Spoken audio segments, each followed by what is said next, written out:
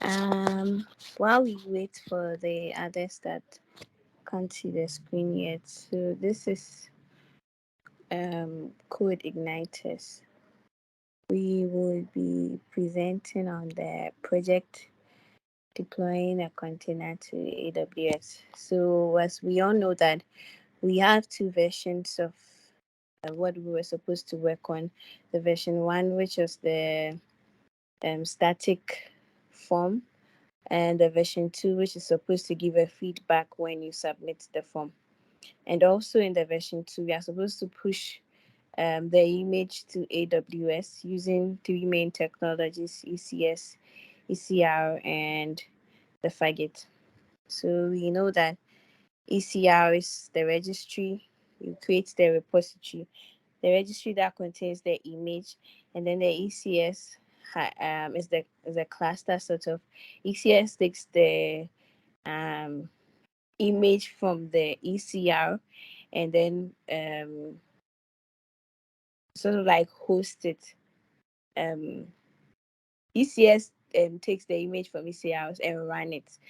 We also have the Faggot, which is serverless. You do not have to worry about the underlying infrastructure.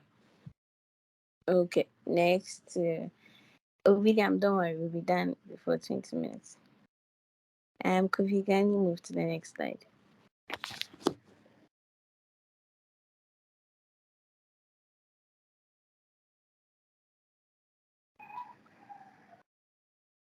Perfect. It's on the next slide. Um, it's still on the. Okay, it's on the next slide now. So before you run an image, you need a Docker file that contains like the script to run the image, the instruction to run the image. So here is a Docker file that contains the script. You can see that the first line, it creates a base image of the Apache for a Linux machine, and then it copies everything to the current directory, which is the .var/www.html, and then hosts that on the or exposes it to port 80. Okay, so after that, the server is launched, which is the last command. So to create a Docker file, which I know I'm sure everyone is familiar with, you just um right click on the folder that you want to create the Docker file in, and then create a new file and just name it Docker file.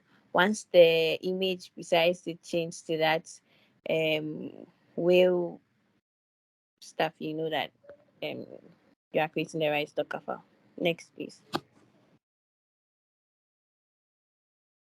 Okay, so for us to have access to ECR, or to do and to work with ECS, we need to have a permission. Our user needs to have a permission, and because we already had uh, AWS account and created a user, we didn't start from scratch. We just edited the permission.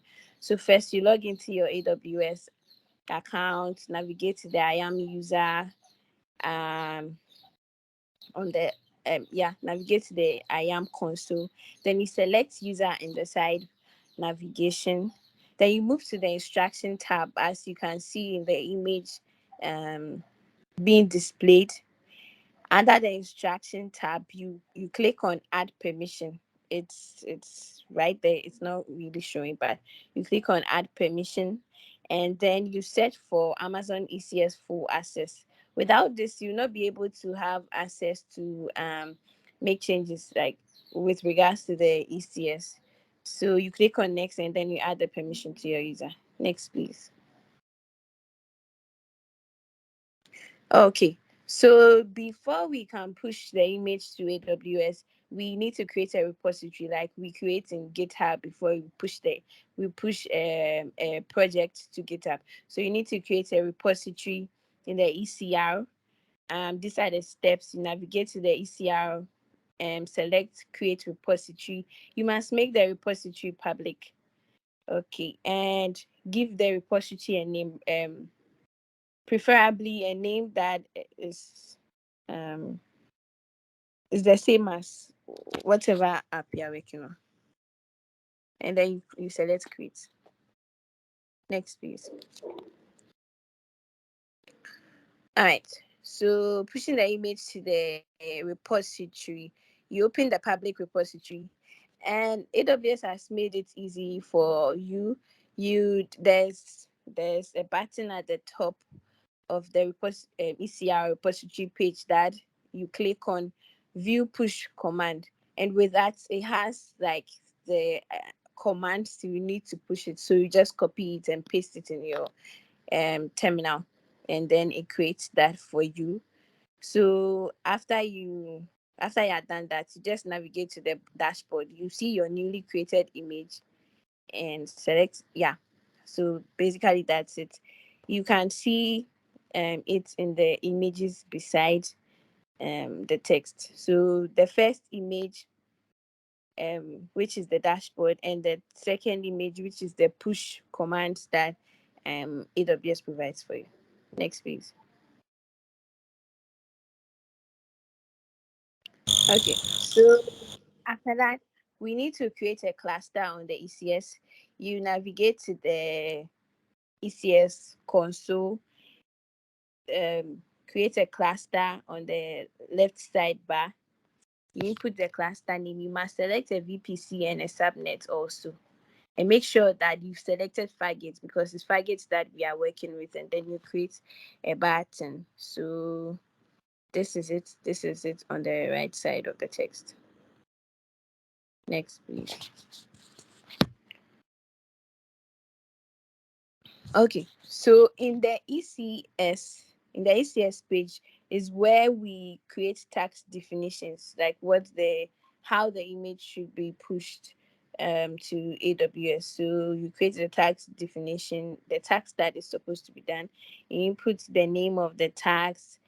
You remember when you created the ECS, you were given a URI with you copy that URI and paste it, and under the port mappings, you choose the port the port number that you're using. In our case, we are using port 80, and you select Fargate, which is an option in the app environment section. You select the appropriate operating system or infrastructure, and then the CPU and the memory size. So with our CPU and memory size, we selected 2 gig and 0.25. Yes, and you select execute tax rule. Yeah, and then you create the tax.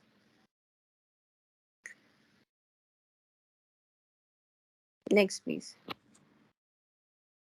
Okay, so in the sidebar again, you select the tax definition, select the tax in the tax definition list. Okay, so this is just a set of instructions that you have to follow. Select Fargate as the option and select your VPC. Next, please. So after you are done with this, Kofi, kindly go back to the previous. Sorry. After you are done with this, for you to know that what you have done was successful, you would have to, under the containers section at the bottom of the page, you'd have to see running. So when you are done with the process, initially it's pending. So you have to keep on refreshing for it to be running. And once you see running, you know that your app is ready. Next, please. Okay, so um, you can now go to the task column and then find the public IP address of what you are working on, and then just paste it in your browser. You would see the work or the image that you hosted in the Docker um, um, hub. For those who use the Docker, or some people also use the cloud development environment. So yeah, the same thing you created, the version 2, you see it in the port. When you paste the port number, that's what should see. That's how you know that what you did has been successful. So with this, when the instructions we place in the PHP file is that if the username is Kofi and the password is 1234, you should say that welcome Kofi. But if that's not the case, you should say invalid username or password. Next, please. Yes, and most importantly, we know that when you're using Fargate, you are being charged. So after you are done and you see that this you've gotten the right outcome, you've gotten all your screenshots, you just select the cluster from the list of class tests, select the running task. You stop it. You have to stop it, otherwise AWS will bill you. I didn't do that. I remembered later and I did it. So yes. Um and after that you have to delete the cluster. So basically that is it. Thank you very much.